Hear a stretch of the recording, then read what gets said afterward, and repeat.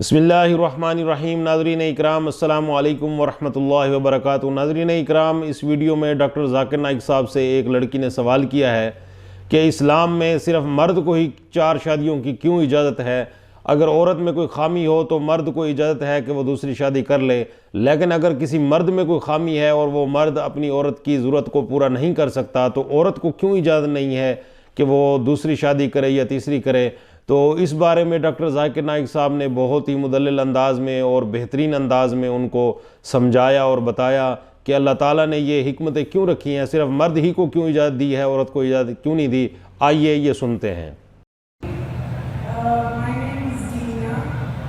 I'm in India for my studies, and I was just wondering why men are allowed to remarry if their wives have a problem, but the women are not allowed to remarry even though the husbands have problems.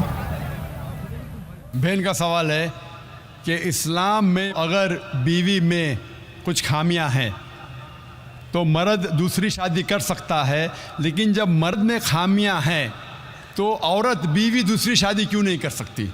ये एक अहम सवाल है, अच्छा सवाल है। एक हिंदू भाई ने सवाल किया था कि एक से ज़्यादा बीवी रखने की इजाज़त इस्लाम में क्यों है, जिसका जवाब मैं दे चुका हूँ। अभी दूसरा सवाल है कि औरत को दूसरी शादी करने की इजाज़त क्यों नहीं। और एक से ज़्यादा बीवी करने की कई वजह है, जैसे औरत की तादाद इस दुनिया में मर्द से ज़्यादा है, तो औरत की हिफाजत करने के लिए कुछ मर्द को एक से ज़्यादा बीवी करने की इजाज़त देना पड़ेगा, फिर ही औरत महफूज रह सकती। और कई वजह है, और वजह है कि कई बार बीवी अगर कुछ उसमें मेडिकल प्रॉब्लम है तो वो बच्चे को जन्म नहीं दे सकती, तो ऑप्शन रहता है क्या वो बीवी को तलाक दे और नई बीवी करे। लेकिन इस्लाम में उस बीवी को भी देखे और नई बीवी कर सकते हैं और दोनों बीवी की देखभाल कर सकता है वो इस्लाम में मर्द। इसी तरीके से अगर कोई औरत एक्सीडेंट हो सकता है और अपने शोहर को सेटिस्फाई नहीं कर सकती, तो 2 चीज़ें हो सकती, वो बीवी को तलाक दे और नई बीवी करे, या पहली बीवी जिसका एक्सीडेंट हो चुका है, जो अपाहिज हो चुकी है, उसको रखे और दूसरी बीवी करे। अगर मेरी बहन अपाहिज हो जाती है तो मैं पसंद करूँगा कि उसका शौहर उसे रखे और दूसरी शादी करे बनिस्बत उसको तलाक दे। तो कई वजह है इस्लाम में कि एक से ज़्यादा बीवी रखने की इजाज़त इस्लाम में क्यों है। उल्टा क्यों नहीं इजाज़त है, औरत क्यों नहीं एक से ज़्यादा मर्द रख सकती। सबसे पहला, अगर एक मर्द की एक से ज़्यादा बीवी है और जब बच्चा पैदा होता है तो फ़ौरन हमें पता लगता है कि उसका वालिद कौन है, उसकी वालदा कौन है।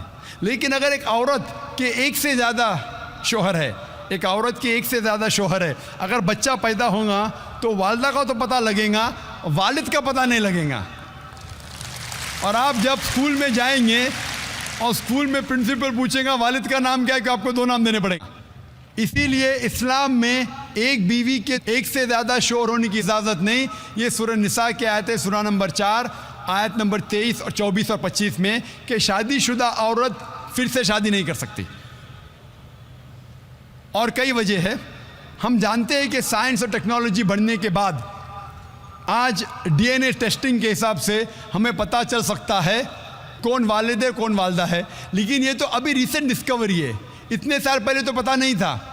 और ये एक सिर्फ वजह नहीं है, ये भी 100% डेफिनेट नहीं है, बट मान भी लो 100% डेफिनेट है, ये एक वजह नहीं और कई वजह है। आज साइंस ये कहती है कि man is more sexual as compared to a woman. A man is more sexual biologically as compared to a woman. तीसरी वजह है कि एक आदमी मल्टीपल शौहर की जिम्मेदारी संभाल सकता है, एक से ज़्यादा शौहर की जिम्मेदारी संभाल सकता है, लेकिन औरत एक से ज़्यादा बीवी की जिम्मेदारी संभाल नहीं सकती, क्योंकि एक औरत में मेंस्ट्रुअल साइकिल होता है। Due to the menstrual cycle उसकी जहनी हालत बदलते रहती है, due to the oestrogen level going up and down. कोई भी डॉक्टर से पूछिए, वो कहेगा कि during this period it is difficult for her to maintain a balance.